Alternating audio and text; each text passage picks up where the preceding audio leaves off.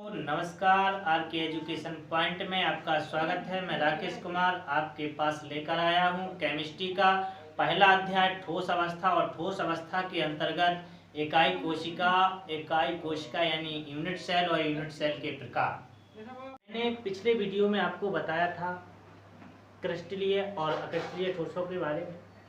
देखिए, यदि आप मेरे वीडियो देखते हैं तो प्रत्येक वीडियो का नोट्स बनाते जाएं, क्योंकि इस प्रकार के नोट्स मैं बनवाऊंगा जिससे आपको भविष्य में कोई भी दिक्कत नहीं होगी। तो मैं देखिए इकाई सेल लेकर आया हूँ।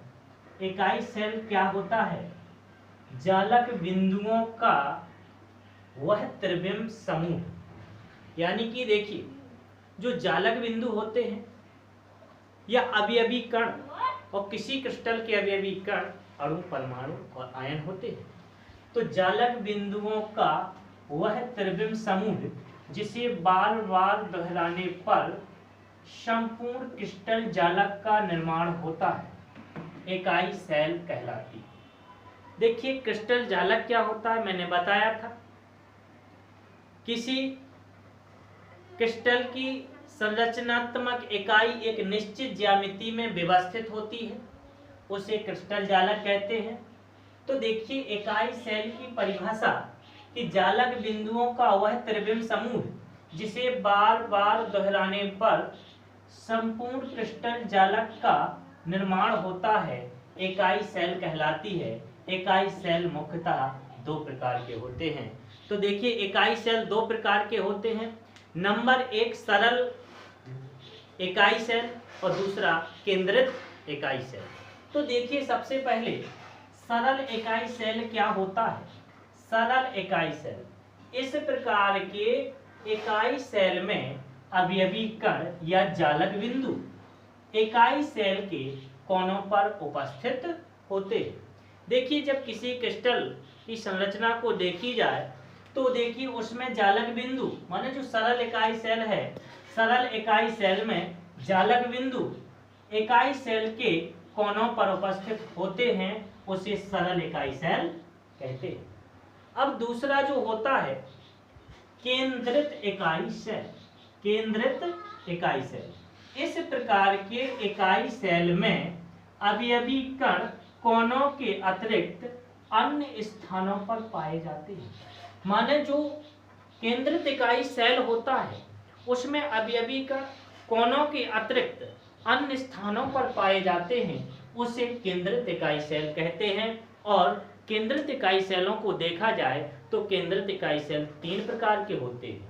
देखिए सबसे पहला प्रकार होता है फलक केंद्रित इकाई सेल, दूसरा होता है अंतः केंद्रित इकाई सेल और तीसरा होता है अंत केंद्रित इकाई सेल।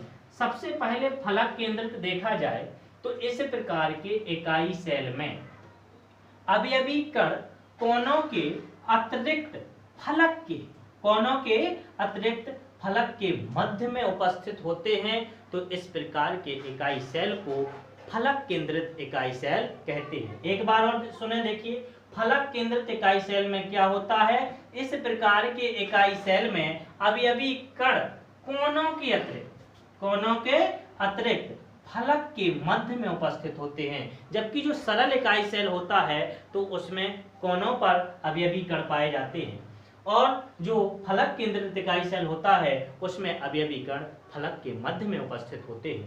देखिए दूसरा जो प्रकार है अंतः केंद्रित इकाई सेल। इस प्रकार के इकाई सेल में अवयवी कण कोनों के अतिरिक्त इकाई सेल के केंद्र में उपस्थित होते हैं। जब देखिए अवयवी कण कोनों के अतिरिक्त इकाई सेल के केंद्र में उपस्थित हों तब उसे देखिए अंतः केंद्रित इकाई सेल कहते हैं। इसके बाद देखिए तीसरा प्रकार है अंत्य केंद्रित इकाई सेल। तीसरा प्रकार है अंत्य केंद्रित इकाई सेल, अंत्य केंद्रित इकाई सेल। अंत्य केंद्रित इकाई सेल इस प्रकार के इकाई सेल में अवयवी कण कोनों के अतिरिक्त समांतर फलक के मध्य में उपस्थित होते हैं। तो जो लास्ट है अंत केंद्रित इकाई सेल, तो इस प्रकार के इकाई सेल में अवयवी कण कोनों के अतिरिक्त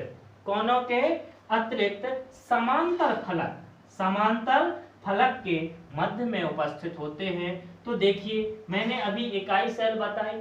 इकाई सेल दो प्रकार की होती हैं, एक तो सरल इकाई सेल, दूसरा केंद्रित इकाई सेल। और केंद्रित इकाई सेल तीन प्रकार की होती हैं। वो देखिए फलक केंद्रित इकाई सेल, अंतः केंद्रित इकाई सेल, अंत केंद्रित इकाई सेल। जो फलक केंद्रित इकाई सेल होता है उसमें क्या होता है कि अवयवी कण कोनों के अतिरिक्त फलक के मध्य में उपस्थित होते हैं। और जो अंतः केंद्रित इकाई सेल होता है तो उसमें क्या होता है कि अवयवी कण कोनों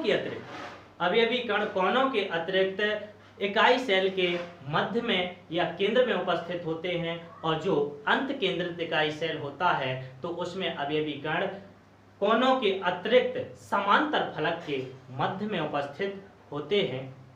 आगे चलते हैं। पहला है देखिए सरल इकाई सेल। जैसा कि मैंने बताया कि सरल इकाई सेल में जो अवयवी कण या जालक बिंदु होते हैं वो केवल कोनों पर उपस्थित होते हैं। इकाई सेल के कोनों पर उपस्थित होते हैं, उसे सरल इकाई सेल कहते हैं।